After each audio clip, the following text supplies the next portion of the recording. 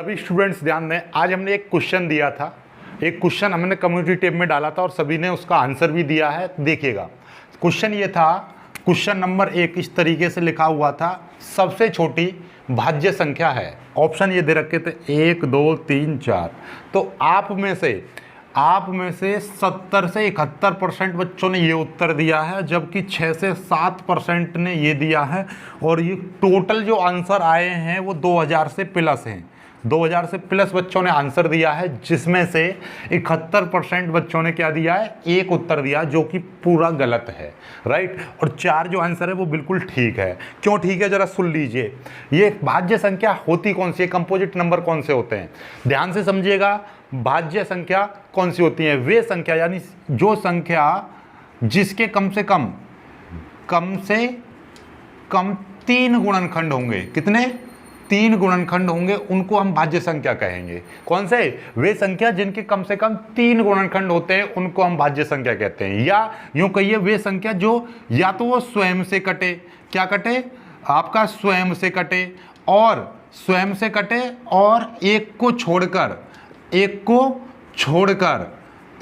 छोड़कर किसी संख्या से और कटे, किसी संख्या से भी भाग जाए उसमें, ठीक है, या कटे, ऐसा लिख दीजिए, ठीक।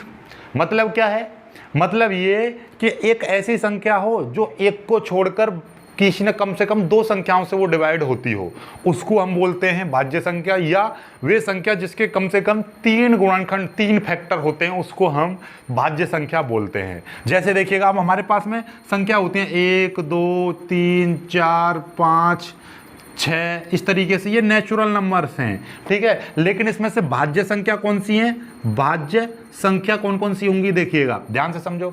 1 जो है अपने आप में 1 से कटेगी, 1 की कंडीशन यहाँ पे छोड़ देनी है बिल्कुल।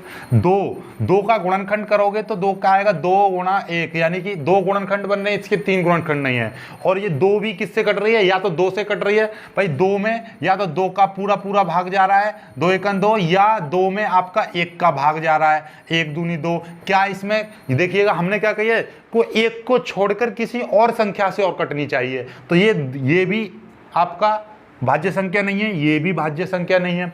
3 की बात कर लेते हैं, देखिएगा, 3 अपने आप में 3 से कटेगी और 1 से कटेगी, तो इसके भी गुणनखंड 2 ही बन रहे हैं। देखिए 4 जो संख्या है, 4 देखिएगा 2 से कट गई, 2 दूनी 4, पूरी कट गई।